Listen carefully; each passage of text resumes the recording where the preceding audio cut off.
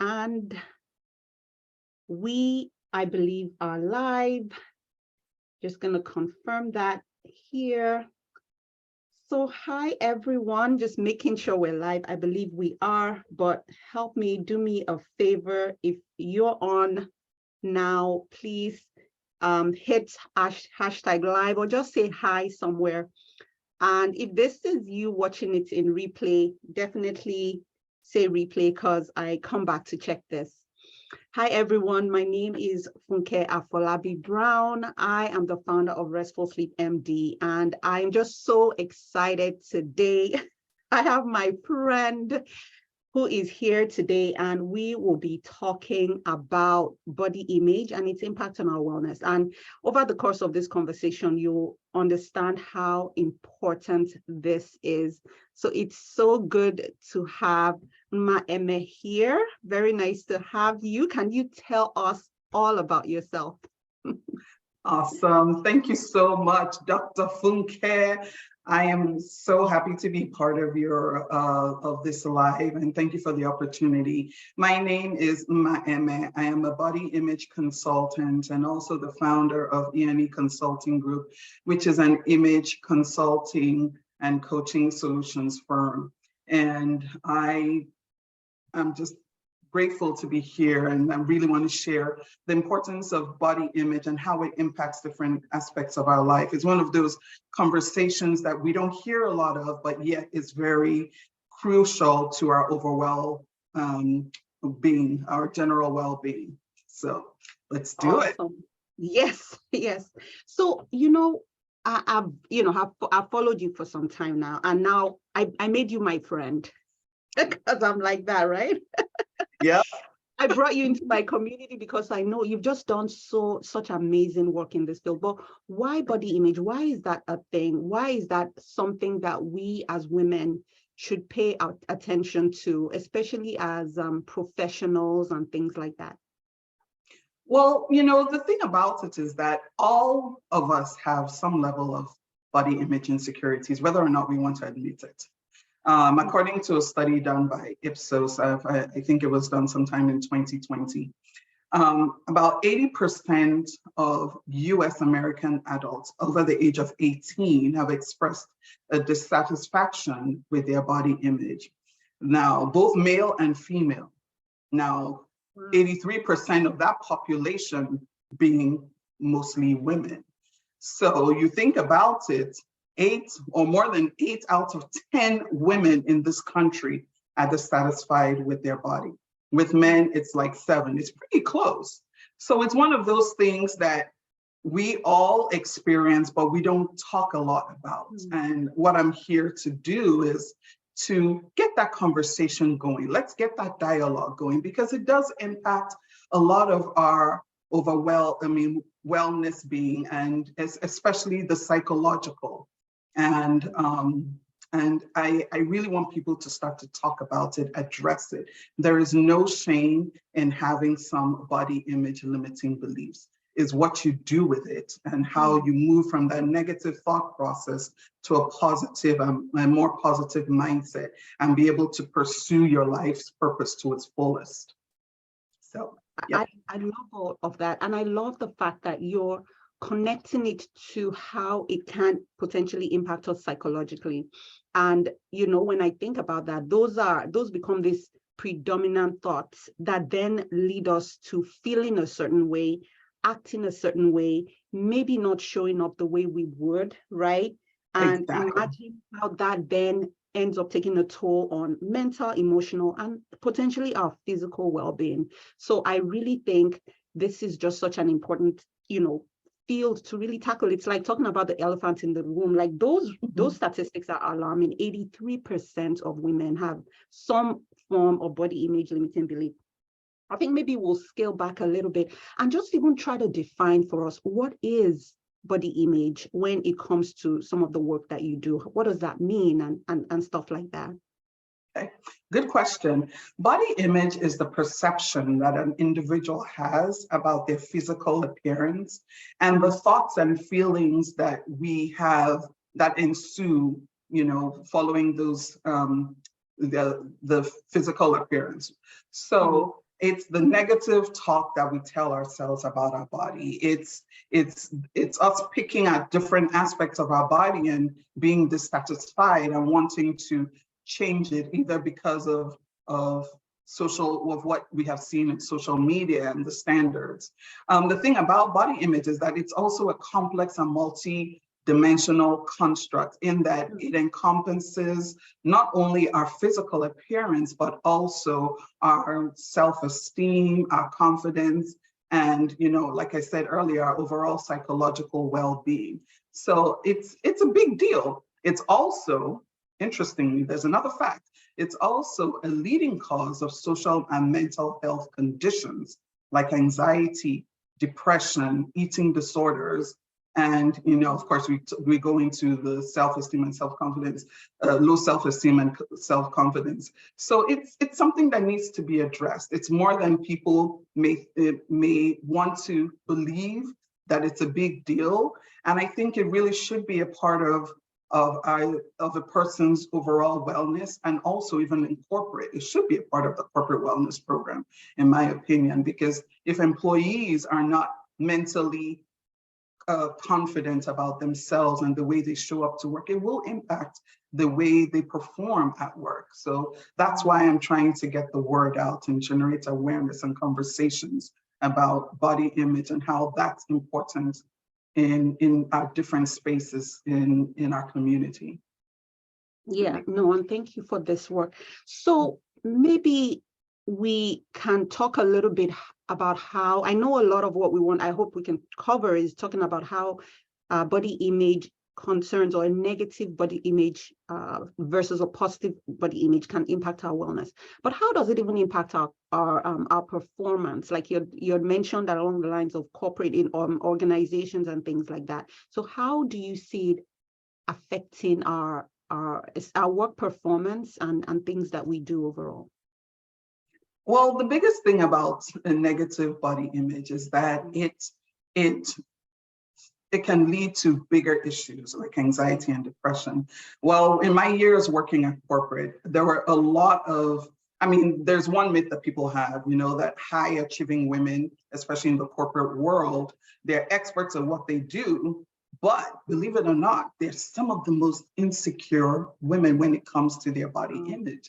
And I was one of those leaders who, just to get to work, I would camouflage my own insecurities, as a way, and with using fashion as a way to just boost my confidence. So dressing up in the morning was like the biggest highlight of my day. But what people didn't know was that even though I was a fashion icon at work, it was deep down, I was covering up for some of my own insecurities. And that is something that I saw repeatedly with other women leaders that I worked with. They had insecurities either about the shape of their body, their weight, their nose, their hair, everything. And so you will find people sitting in the boardroom and twiddling with their hair and just wondering whether, if somebody's looking at their outfit, or whether they have this, just totally taking the focus off what their expertise is.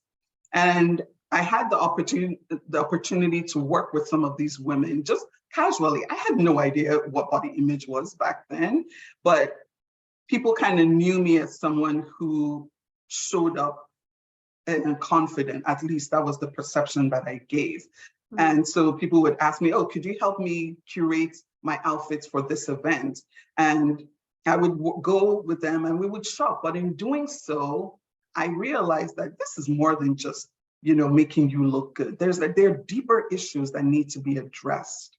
And so that's when I started to do my research and pursue what body image really is like. Because when you're an expert at what you do in a stressful environment like most corporate organizations, you want to be able to show up mentally to address it before it starts to affect other aspects of your life and your general well-being.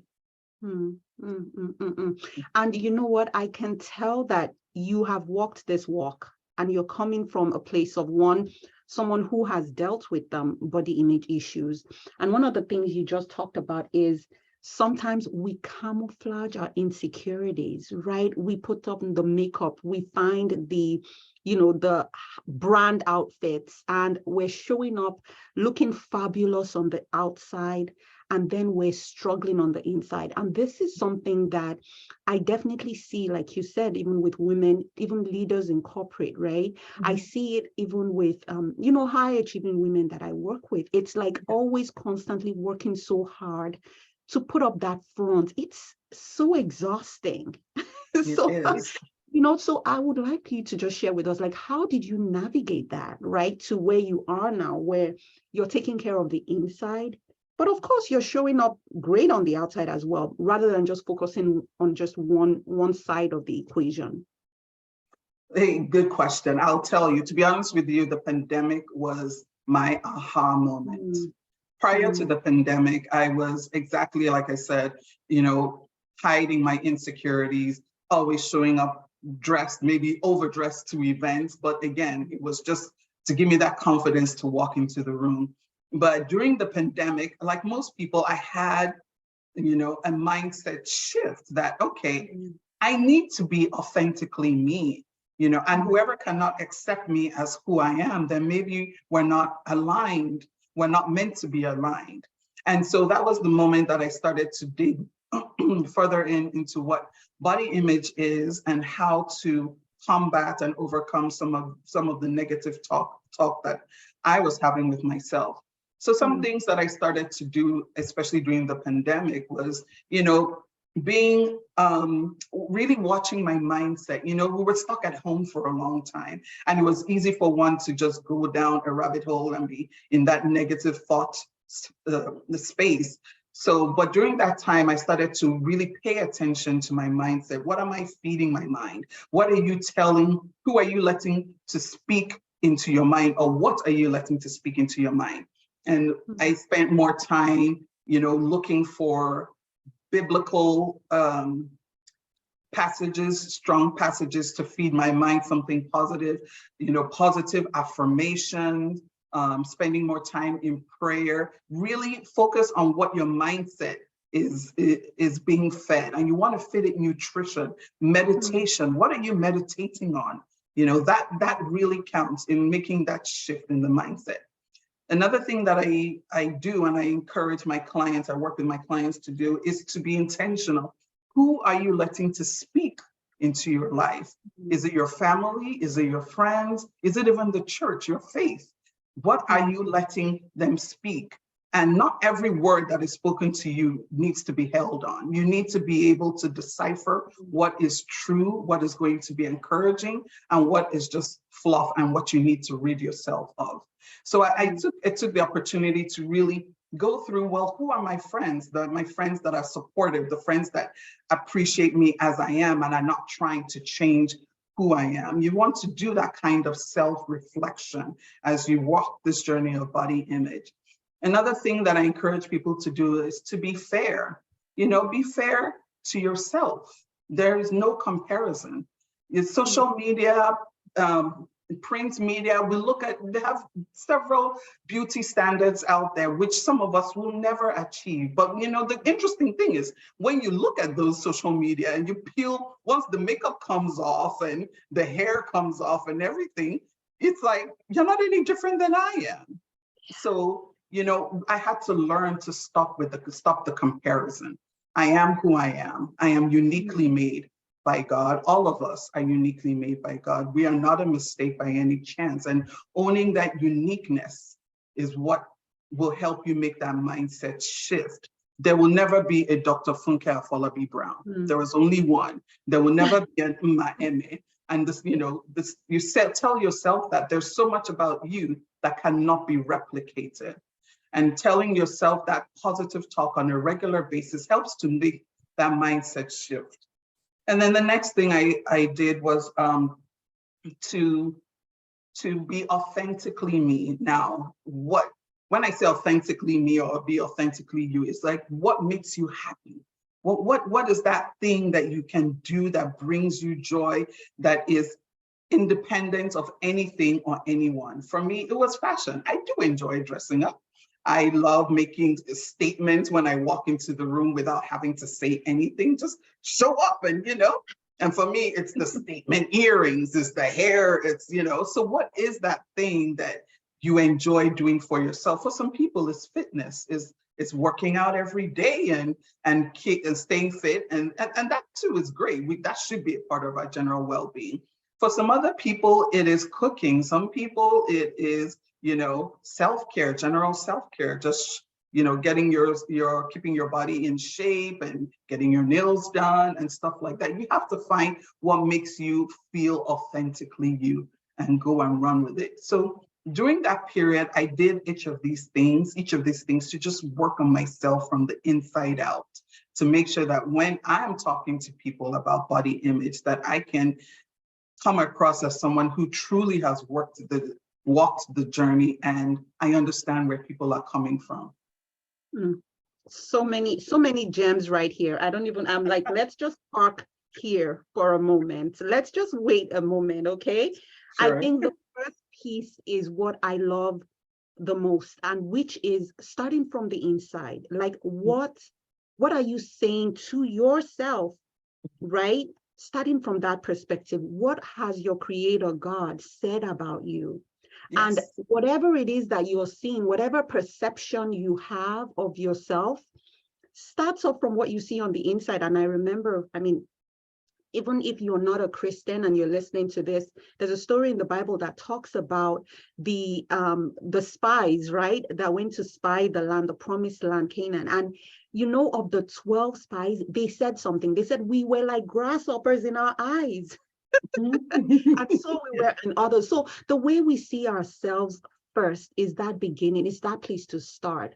And I love that fact that you need to do that internal work, because no matter how much you get your hair done, your makeup done, the outfit on, when all that comes off, you're stripped to just you, and really building that self-image on the inside to reflect who you truly are, not who others think about you, but who you really are on the inside, is where the magic really happens. And then everything else starts to then make sense, because when you are seeing yourself the way you are meant to be, and then somebody else comes and imposes a different image on you, it's like, no, of course not. Right? Or when you see, all this glamour on social media and you're like, okay, good for them, right? You don't then move from a place of, oh my gosh, maybe this is who I'm supposed to be. Maybe this is who I am supposed to be, right? You then are so secure in who you are. And then I also love what you said, and then having a filter, like, what am I letting in? Because no matter what, even if you put up a front and you're like, okay, I'm going to be stoic, I'm not going to listen. But if people that you surround yourself with are constantly saying negative things about you, eventually it starts to erode that wall you built around yourself. So curating a community which is healthy, which is self-affirming, will only help that process that you have done on your own too. You're not going out to the community to find a way for them to build you up. You built yourself up on the inside. You're now finding ways to kind of grow together with your community. And then the one you said, being authentic, find what works for you. Don't compare others, right? Like, don't, if fashion is not your thing, that's okay. If what it is sleep, or some other form of self-care, reading, journaling, gardening, find something that really resonates. And you may need to try so many different things before you get it. So jackpot, I love it all. This right here is just incredible nuggets of truth. Thank you so much for sharing this.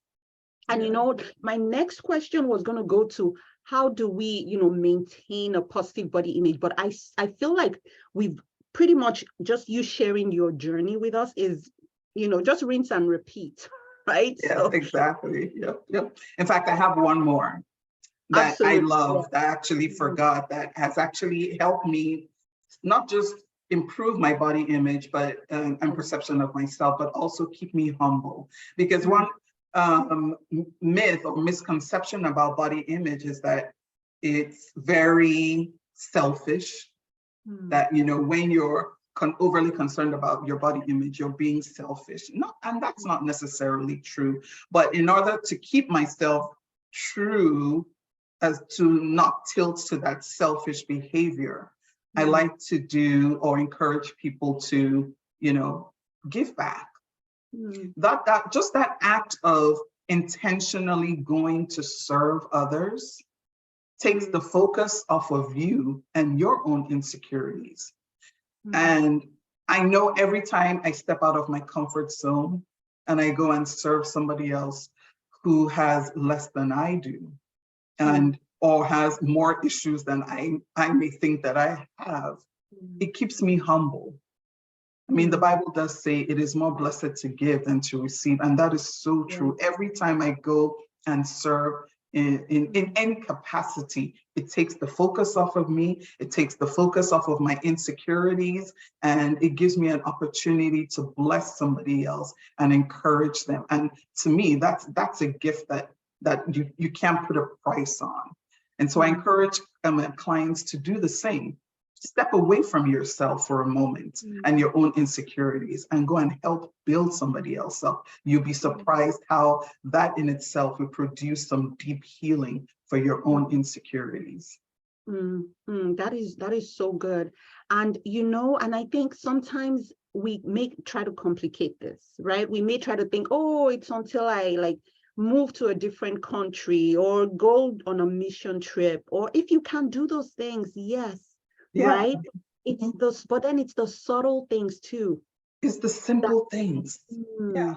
It's looking for that person at work who is always, somewhat on the outside and no one ever invites them to lunch or something. And then you step up and say, hey, do you want to go grab coffee? Do you want to go grab lunch? I challenge my kids to do the same. Go sit with that kid who nobody wants to sit next to, maybe because they don't fit the cultural mold or whatever the case may be. Or it could be as simple as, taking a Saturday to go feed the homeless, or whatever. It really isn't, you don't have to go across the world to serve. There are little things that we can do in our community that will take the focus off of one's own insecurities and start that healing process. That is beautiful. And I love the fact that you are teaching the kids to do the same, because I feel like with the culture we're in now, it's a very sort of me first. Yes. It is, because we pour from an empty vessel, but sometimes we focus on me first and that's it. There's nothing else but looking beyond ourselves, right? After we've done some internal work, but you don't have to be perfect before you start to look outside of you and say, how can I bless other people? And how does this, because all we do here, we talk a lot about sleep, right? And one thing I say, I knew that was coming. I know, right? Restful sleep habits start from during the day, right? It's not just about, oh, I get into bed and then I sleep. It's like, what have you invested in your day? What have you invested in body image that may potentially help your sleep, help your wellness overall? So can you tie that together for me? I have some thoughts about it, but I would love to hear your perspective. Thank you for bringing that up. That's a very important point. Some people don't realize, or most of us don't realize, how body image really impacts every facet of our life. Sleep being a very important one, simply because when you have a negative perception of yourself or your body image, guess what? It's going to impact your mental health, in that you find people with anxiety and depression, which, when you have anxiety and depression, it's hard to really settle down and have a restful sleep. You're hyper vigilant, you're hyper everything you can think of. And so a negative body image leads to other mental health conditions, which start to affect and interrupt or disrupt our sleep. That's one way that I see it impact people. And so it's important that you really watch that mindset so that you can minimize the anxiety and depression, which will help improve your overall being, including your sleep.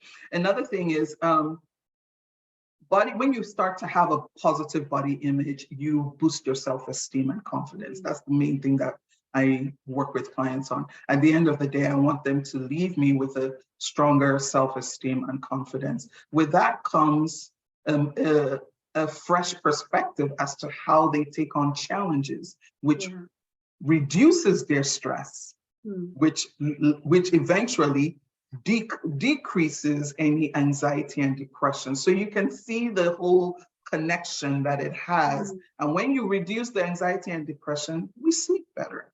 Because if we don't sleep, and the flip side is, if you don't sleep well, you wake up irritated, you wake up finding out more negative things about yourself, including, your perception, and then the cycle just repeats itself. So a body image and sleep are deeply connected, more than most of us may even realize or want to agree to. So it's important that we have a healthy sleep routine so that you show up with a more positive, or rather you wake up literally with a more positive perception of life, including your body image. And then from there, reduce your anxiety, your depression, your eating disorders. That's another thing that comes when we have a negative perception of ourselves. Eating disorders can also disrupt your sleep because you're either overeating or you're not eating enough. And so it's just a vicious cycle. So the moral of the story is sleep well and engage in self-care. It's a good self-care routine, which includes watching your mindset and appreciating yourself and your body image the way God has designed you to be.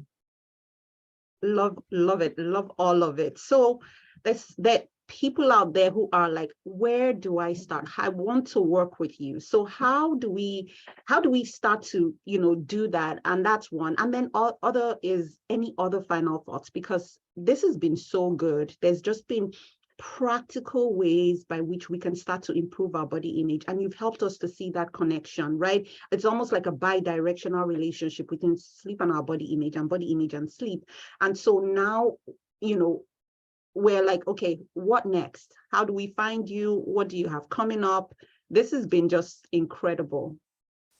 Well, thank you. I am excited to announce that you will be able to find me at nmaemeh.com in about 2 weeks. So I took down my site and I'm making some big changes, so you'll be able to find me there. But in the meantime, I hang out on LinkedIn at Nma Emeh. You can find me on LinkedIn. That's where I write a lot of my articles and posts around body image and how that impacts women leaders. I work with a lot of women leaders, professional women, to help them improve their body image and their perception. And in doing so, work from the inside out. We also talk about their styling and getting them ready for those changes that they're going through in their life. I also have a passion for stay-at-home moms, because that's a group of people that sometimes we forget. And I remember after I had kids, oh my goodness, talk about body image issues, from the fact that my body just evolved into something else. So I tell people to book me on the calendar. Let's have a 30-minute free chat, free consultation.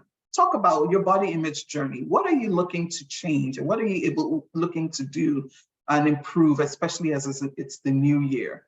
So find me on LinkedIn, book a 30-minute chat, and let's take it from there. Awesome. Thank you so much, Nma. I and you have been such a blessing to me, and I can definitely testify to that. And I'll put those links in the notes. And so you guys heard this. We are not making this stuff up. There's research to support the discussions we've had today. Improving your sleep can improve your body image. Working on your body image can improve your sleep. And on that side, if you're looking for ways to improve your sleep, that's where I come in. I help high achieving women prioritize sleep so they can thrive in every area. And I'll put my link on there too, if you want to have a conversation as well. And so thank you again. We kept it to 30 minutes. I think that's incredible. I feel like we need a part two. I know, we need a part two. Right? Well, we should tell people, if you want a part two, put it in the comments. Let us know. Exactly, do that, and whatever you think, whatever conversations you want us to have. But thank you Yes. so much, Emma. It was so No, good thank having you. talking Thank with you you for having me. This was awesome. And today. I am blessed to call you more than a friend. I call you a sister. So thank you so much. God bless the day I ran into you at church. I know, I know that's a story for another day. I know, right? Oh man. Thank you All so right, much. everyone. Yes. So have a good weekend and a good rest of your day. Okay. Bye. Bye. All right. I stopped the live. I'm going to stop recording.